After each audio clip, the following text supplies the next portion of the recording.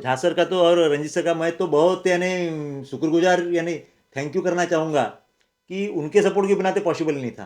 क्योंकि तो मेरा विचार था कि उसको मेडिकल फील्ड में, लेकिन उसने क्लियर बोल दिया कि बोले मुझे मेडिकल में जाना नहीं है। तो उसने बोले फिर कैसे करना, तो बोले नहीं मैं जे डबल करूँगा और जे डबल करके मैं आईआईटी ही जाऊँगा।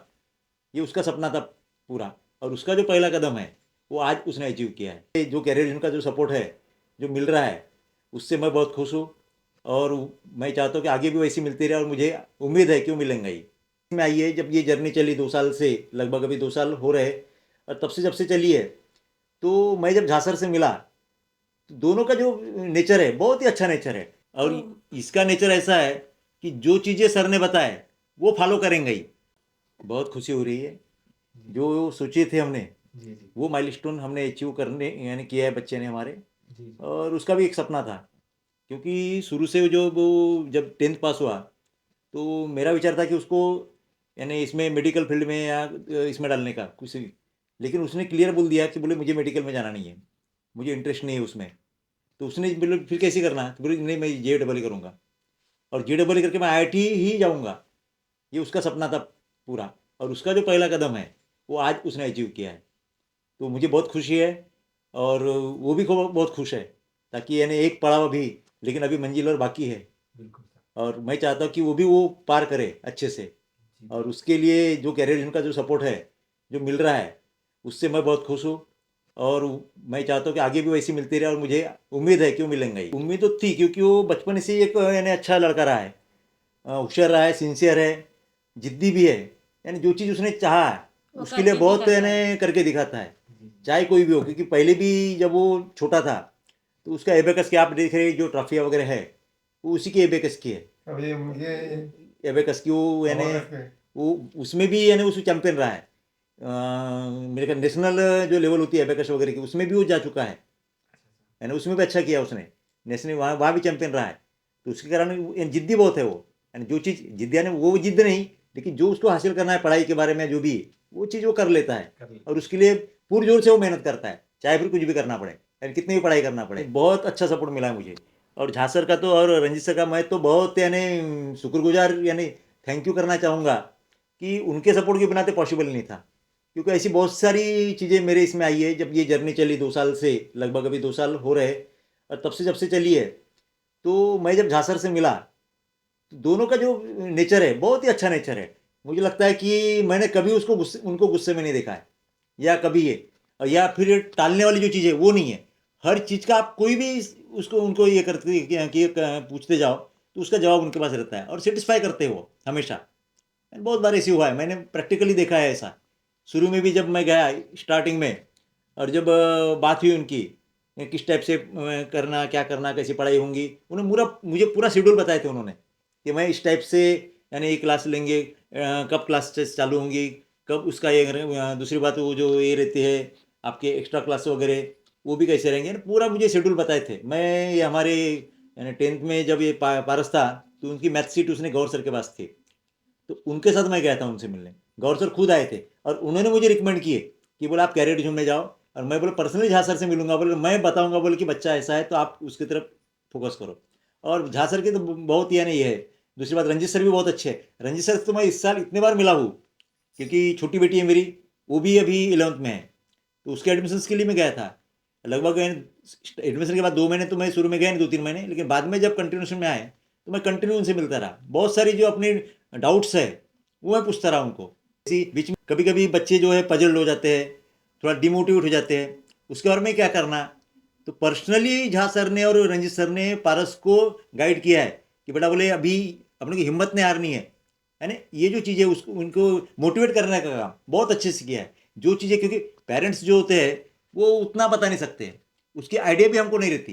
हालांकि मैं भी टीचर हूँ, लेकिन हमारे जो कॉन्टेक्ट आता है छोटे बच्चों से आता है। तो इन इस टाइप के बच्चों से जो कैसी बिहेव करना, क्या करना, उनको कैसे मोटिवेट करना, क्योंकि बहुत सारी क्या है, जितनी बड़ी मंजिल रहती है उतना डिमोटिवेशन भी बहुत रहता है उनके बच्चों में।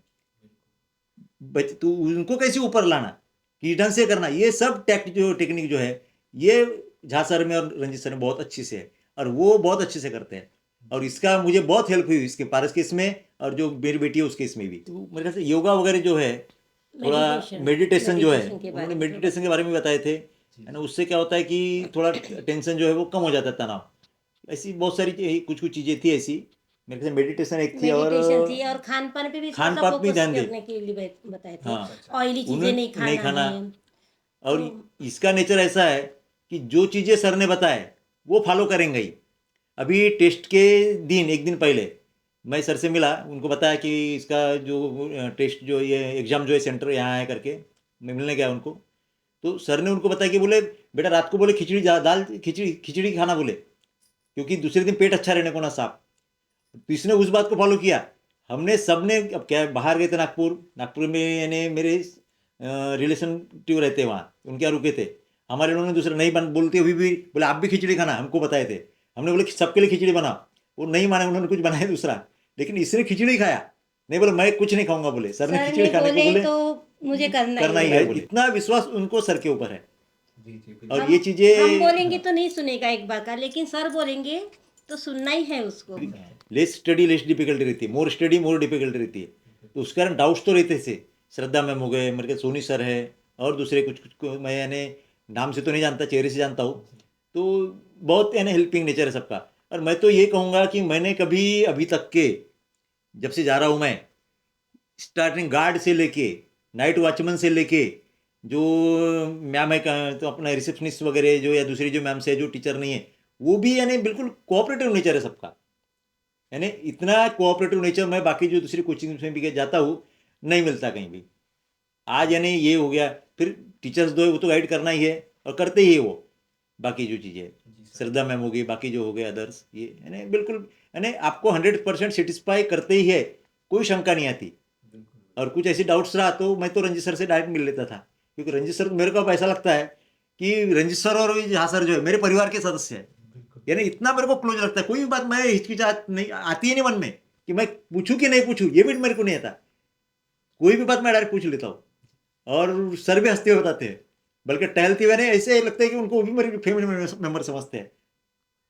और ये एटमॉस्फेयर वहाँ है। एग्जाम पीरियड में जब जाते वक्त तब जो समस्या है आगे आ सकती है, आपकी कंप्यूटर बंद होना बोला, एकाएक और कोई प्रॉब्लम्स आना, कभी कभी एक आध वायर्स वगैरह निकल जाना, ये नहीं बहुत सारी प्रॉब्लम्स, टेक्निकल प्रॉब्लम्स होती है।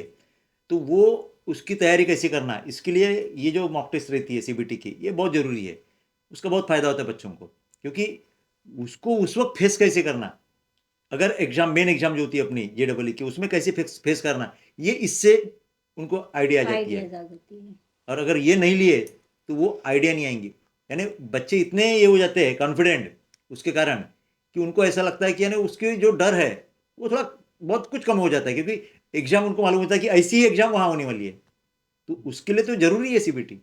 और बहुत अच्छा करते हो कि घर का एटमॉस्फेयर अच्छा रखो, शांति बनाए रखो। शांति मेन है शांति मेन बनाए रखो। साइलेंट एटमॉस्फेयर है, यानी साइलेंट एटमॉस्फेयर रहा, अच्छा एटमॉस्फेयर रहा, पॉजिटिव एटमॉस्फेयर रहा घर का, तो उसका बच्चे को तो डेफिनेटली फ़ायदा होना ही है। तो वो एटमॉस्फेयर चाहिए, क्योंकि क्या है, ये जो JEE है, IIT जो फेस करना है, एडवांस की एग्जाम्स वगैरह जो होती है, बहुत टफ एग्जाम होती है। क्योंकि ये एग्जाम मुझे लगता है अपने इंडिया में सेकंड लेवल की एग्जाम, सेकंड टफेस्ट एग्जाम है। एक UPSC रहती है, फिर ये आती है। और ऐसी टफेस्ट एग्जाम अपने को एक बच्चे को अचीव करने के लिए घर का जो एटमॉस्फेयर वो बहुत पॉजिटिव होना, साइलेंट होना, सबका कोऑपरेशन होना, उसको जिस टाइप का एटमॉस्फेयर चाहिए उस टाइप का होना। अगर हर चीज टाइम टाइम पे ही होना उसको। हाँ, तो बाकी आगे थोड़ा ये होता है। खाना पीना हो गया, ये जो हो गया, उसको जो चीज़ नीड है जिसकी, वो चीज़ हो गया, यानी कम से कम ये चीज़ें जो प्राइमरी चीज़ें हैं वो तो उसको देना जरूरी रहता है, क्योंकि उसका बहुत इफेक्ट होता है। क्या है, प्रॉपर टीचिंग स्टाफ अच्छा चाहिए, एक बात हो गई। अगर बच्चे बाहर के हैं तो खाने पीने की जो व्यवस्था है वो कम से कम उस एरिया में अच्छे से मिले, क्योंकि वो एक चीज़ हो गई।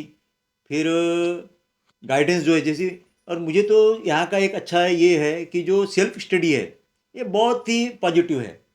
क्योंकि बच्चा घर में जब स्टडी करता है तो बहुत बार ऐसा होता है कि घर में एक ही जगह जैसे स्टडी बैठे है तो कभी कभी बोर हो जाता है, फिर पलंग पे आ जाता है, या टीवी ऑन कर टीवी देते ऑन कर हैं। देता है, मोबाइल ऑन कर देता है। तो ये चीज़ें चलती रहती है घर में रहने के बाद।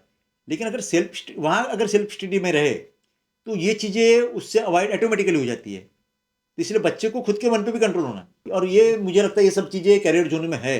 और सेल्फ स्टडी में ऐसा है कि सीटिंग प्रॉब्लम जो बच्चों को है वही उससे चला ही जाता है, यानी बैठने की क्षमता जो है बहुत अच्छी रहती है उनकी आगे जाके ऐसे। जहाँ रहता हूँ उसके सामने एक कोचिंग है, तो वहाँ भी बच्चे पढ़ते रहते हैं।